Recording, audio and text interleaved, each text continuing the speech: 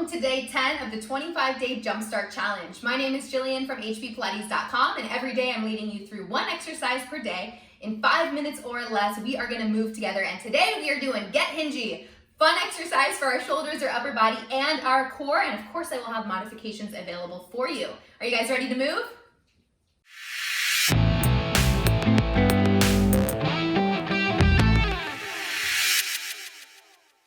All right, we're getting started on our hands and our knees, a very similar position that we've been in for some of the exercises so far that we have done. If you cannot be on your hands, you can modify this exercise down on your elbows.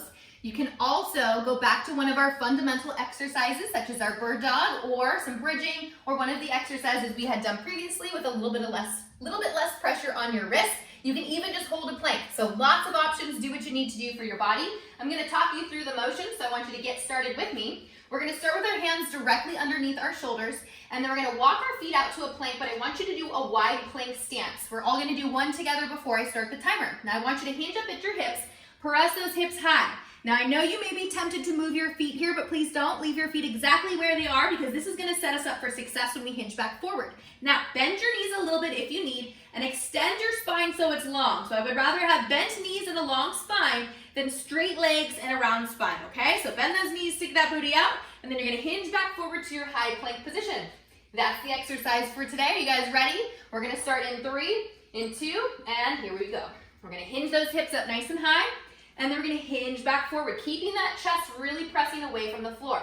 You can keep your legs straight if you can keep your spine straight, and as you go down, don't let your hips drop too low. So I know sometimes in certain classes, or maybe like a yoga class, we'll go all the way down into a full back bend here. I don't want anybody's hips to go lower than parallel to the floor to keep your back safe, to keep your core really, really active.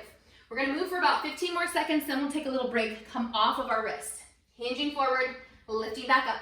Long, long spines. Remember, as you press that chest forward over your wrist, don't collapse in your chest. We have 5 seconds. 4, 3, 2, gently drop it down. Take a little break. We have about 15 seconds. I know I'm sitting in a super weird position. Don't do this if it doesn't feel good. I'm fine here. I don't feel pain in my joints, so I'm going to hang out here for 5 more seconds before we start round number 2. You guys ready? Here we go. 3, 2, let's begin. Hinging those hips up nice and high, pressing those hips forward. So really thinking, as we're doing this, about keeping our head and all the way through our spine to our tail super straight. So I don't want to see any rounding like this. I don't want to see any arching like this. We really want to focus on a nice long spine. If you take Pilates, we call this up stretch. We call this plank. If you take yoga, right, they call this down dog, and they call this high plank. Good, you have about 15 seconds. If you don't do yoga or Pilates, we're getting hingey. That's what we're calling it today. We've got just a couple more seconds. Maybe time for one more. 3, 2, 1, and rest. 2 rounds in, 2 rounds to go. Give those wrists a little wiggle. Remember, modify something as simple as just holding a plank and just staying that plank until I say rest will work for today. You guys ready? 2 more rounds. Here we go. 3, 2. Always start in your plank position first with a wide stance in your feet. Hinge those hips up high and then press those hips back forward.